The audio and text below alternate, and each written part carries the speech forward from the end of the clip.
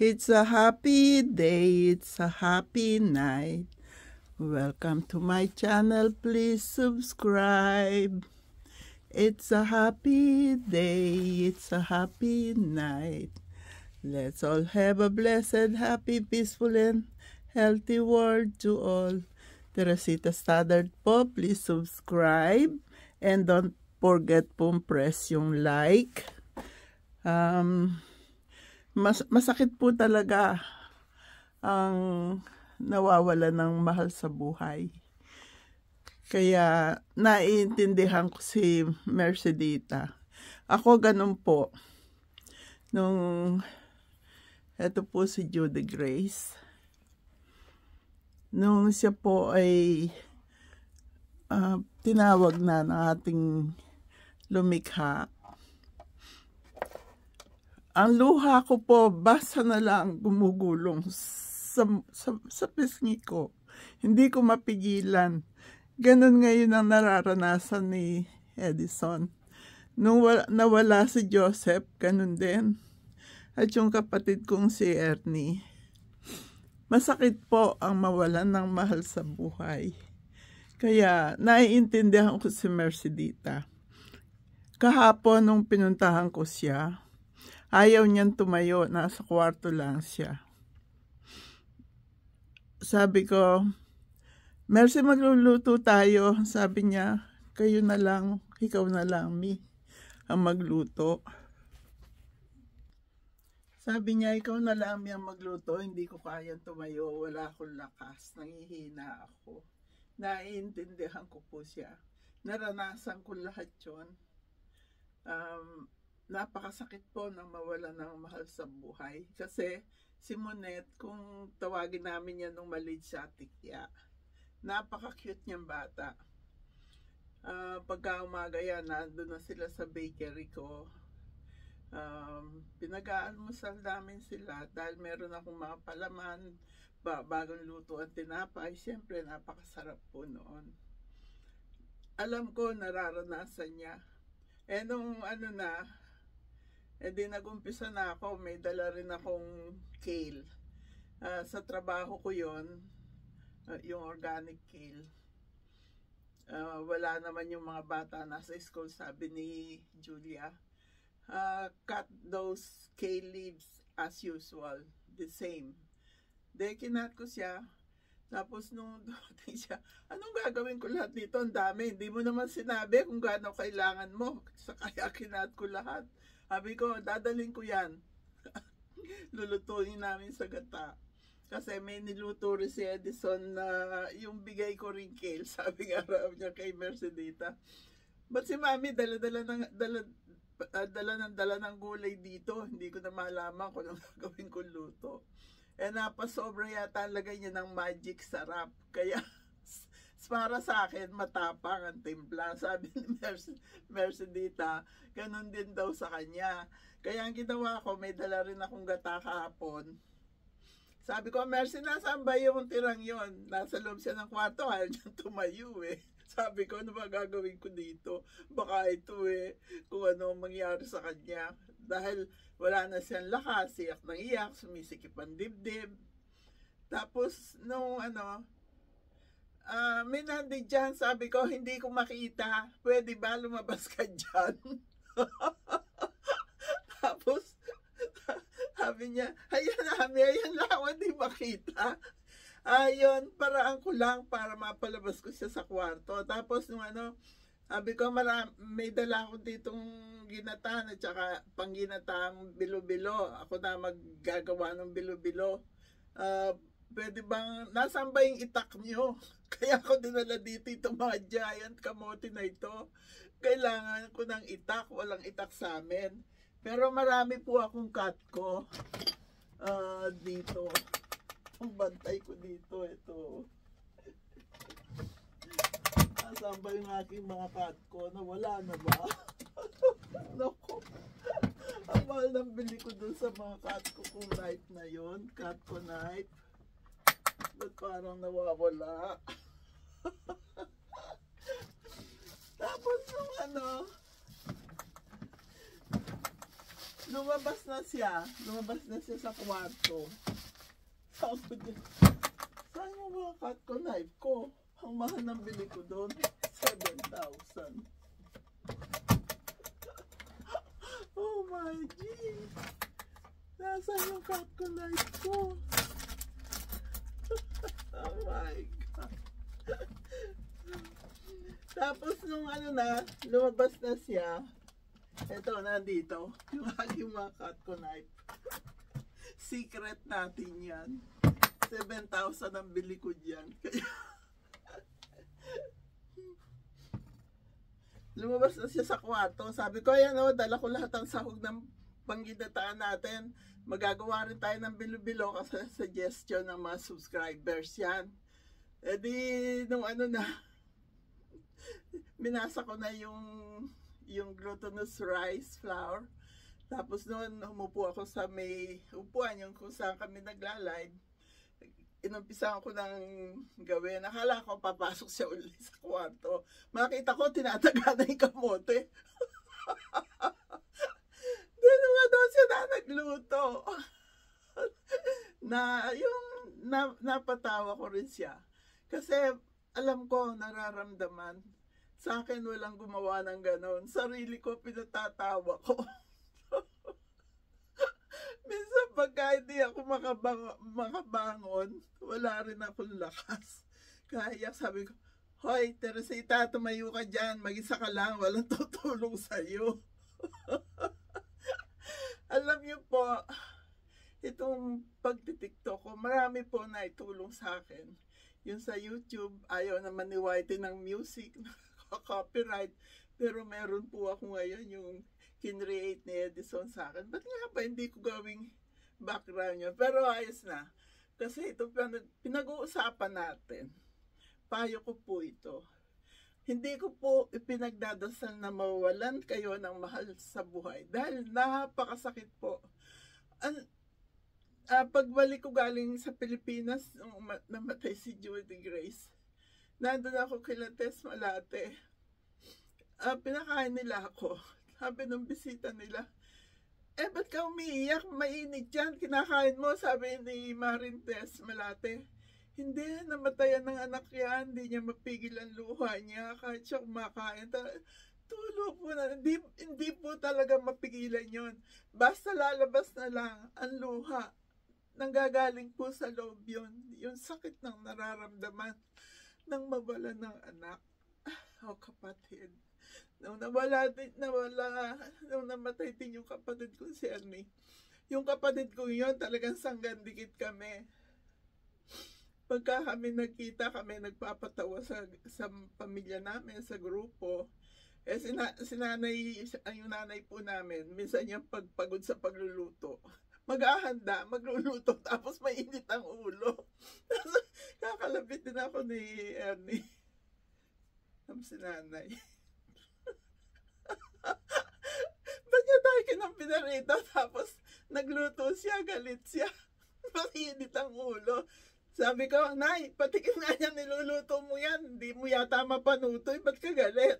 Hindi ko makita yung isasahog ko. Anong sahog yun? Sabi ko, bumalik ako sa among nakalimutan kung saan naalala yung isasahog mo. Tapos, at saka mo kunin. Mag-uumpisa na kami ng pagpapatawa ng kapatid ko si Ernie. Kahit saan kami pumunta, kaya kahit na nung may sakit yan, naghahanda ako dito. Naka-oxygen na siya. Kinukumbida ko siya, pumunta naman. Kaya masakit po ang mawala ng mahal sa buhay. Dahil ako pag nalulungkot, may problema. Si Ernie po ang tinatawagan ko. Kaya lang nung namatay siya bago opera yung mata ko, hindi ko po siya, nasa hospital po ako, hindi ko po siya napuntahan. Si Edison ang pumunta sa kanya. Sabi, si Mami, tingnan mo ang picture niya. Lumuluha ng dugo dahil sa'yo, pagaling ka na raw. Alam mo si Edison, ganyan din yan. Sabi raw, sabi sa kanya, pagaling siya. Pero nakausap ko po siya, sabi ko, pasensya ka na. Alam mo naman, ang mata ko may benda. Ang niluluha ko na nga, dugo, pagaling ka na. Tapos nalamin mo ko, nasa ospital din siya. Sabi, sige. Sabi sa akin, pagaling ka. Oh my God. Ang kapatid ko mamamatay na. Pagaling daw ako. Masakit po. Masakit nang mawala ng mahal sa buhay. Si Joseph, nung namatay yan, kaharap ako. Sabi, me, I'm dying. Anong gagawin niyo? Alam ng anak mo na mamamatay na siya. Sabi ko, you will be okay. Nagdadasal kami pareho. Hinahapos ko yung noon niya. You will be okay. Tapos noon, sabi, I'm sorry. No, please, don't say anything. Just pray with me. Tapos sabi niya, I love you. Kasi nung baby siya, yung tingin niya sa akin nung mamatay si Joseph. Nung baby siya, tinignan din niya ako sa mata. Parang sinabi niya, kunin mo na ako. Ikaw na maging mami ko. Kinuha ko po siya, baby pa lang. Nung namatay, bago siya namatay, ang tingin niya, yun ang tingin niya sa akin nung baby siya. Masakit po.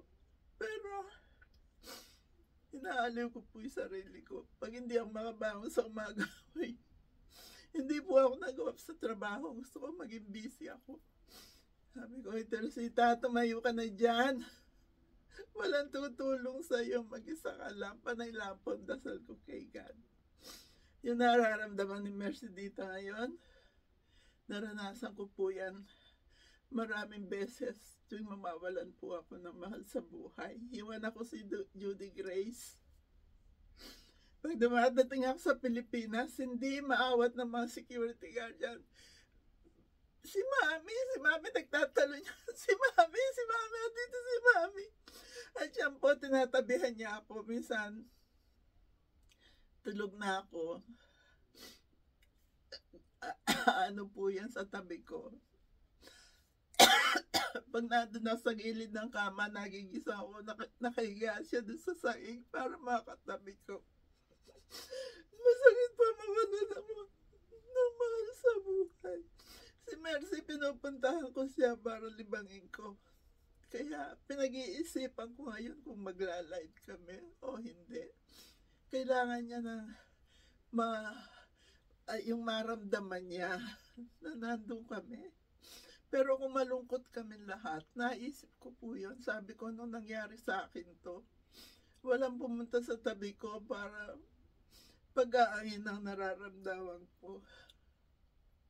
Ngayon po, ganang ginagawa ko sa kanya. Tuwing hapon, pagkagaling sa trabaho, tumutuloy ako doon. Malayo po ang bahay nila sa amin. Pati sa trabaho ko, malayo ang bahay nila. Pero tuwing hapon po, pinupuntahan ko siya.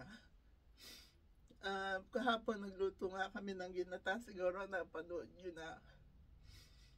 Masaya po siya, pero nung pagdating ko doon, ayaw niyang tumayo, nakakulong sa kwarto. Tinanong ko saan saan ba yung ano nyo? Sabi ko, hindi ko alam. Yung asukal, yung ganito, yung gano'n, lumabas po siya. Bandang huli siya na ang nagluto. Ako, naging assistant lang niya. Ganun po. Gusto ko rin si Edison, siyempre nalulungkot din siya. Hanggang doon lang po magagawa ko. Pasayahin ko sila. At nagagamit ko rin po yung pagkabungis-gis ko.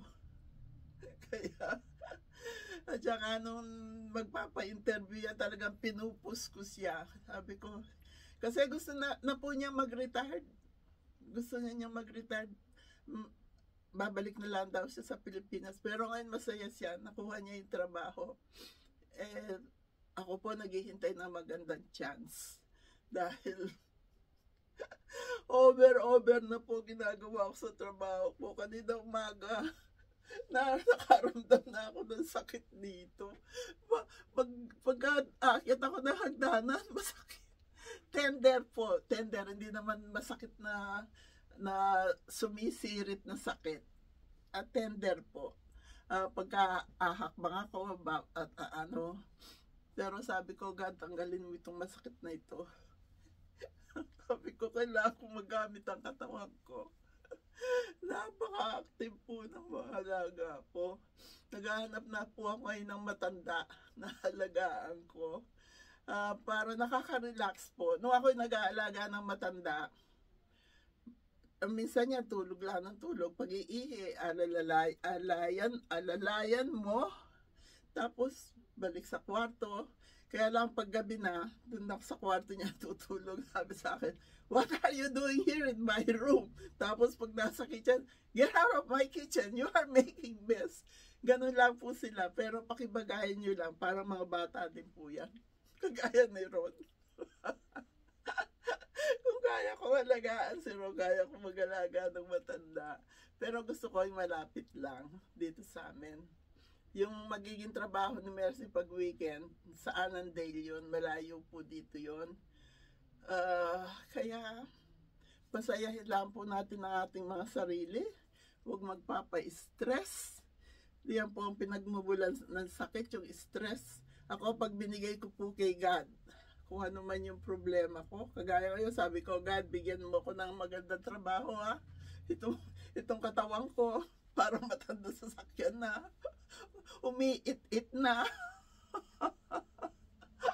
Kahit malakas ako, kahit masigla ako, kung kumilos ako, parang talaga nung kabataan ko. Nung kabataan ko, minsan, 3 beses kung binubunot yung sahig namin para maka-exercise, pwede ka na nga magsalamin. Ganon din po ako dito sa amin ngayon. Kahit sa trabaho, hindi na po nila ako inuutusan. Kaya lang pagdating ko sa bahay, pagpasok ko ng pintuan nila kahapon, sabi ko, "Good morning!" Tapos sumisigaw na yung lalaki, "Pati ka din sa taas, kailangan ka namin dito. Papalitan ng diaper." Si Libay, pumupo. Tapos si Julia naman, "The grocery is at the front door. Bring the old grocery inside." Walang batid po yun maghapon. Bukod pa dun, meron pa silang note to do list for today. Sabi ko, "God, thank you. Bahala ka sa akin, God. Ikaw ang nakakaalam." Kaya happy pa rin po ako. Kung ano man ang dumating sa buhay natin, masama, masakit, mahirap, tanggapin po natin at magpasalamat tayo kay God. Kasi mga challenges lang po yun. Okay po? Kaya, hindi na, nagmamadali na ako. Yung breakfast ko, sa daan na lang kakain. Kaya, happy day, happy night, happy life, happy, peaceful, healthy, and blessed world to all. Yay! I love you, God. We love you, God. You are the best. Please, help us in our daily lives. Keep us away from all evil and danger. And make us all happy. Whatever will happen to us, you are in charge, God. We love you. I love you. And please subscribe, and please don't forget to press like. Importante po yan. Ang dami niyong comment. Ako, pinupusuan ko kayong isa-isa. Pero yung like, nalulungkot ako. Mahigit 100 ang comment. 39 lang ang likes. Please po, huwag niyong kalilimutan. Mahal na mahal ko kayo. Gusto niyo, patawanin ko kayo. Araw-araw meron akong patawang in-upload ngayon. Puntahan niyo rin po ako sa aking TikTok at Reels. Diyan po, nandyan ang nililipsing ko. Todo birit. Hindi po ako yun. Boses ng iba. Pero gusto ko lang po makapagpasaya sa inyong lahat. I love you all. God bless us all. Nandito po kayo sa aking studio. Welcome to my studio. Dito po sa basement. Dati dito ako nagsasaya. Ngayon dito doon na lang sa taas. Kasi kapos palagi sa oras. God bless us all. At mahal ko po kayo lahat. Thank you. Thank you. You're so very kind to us. Thank you. Yan po talagang boses ko. I love you all.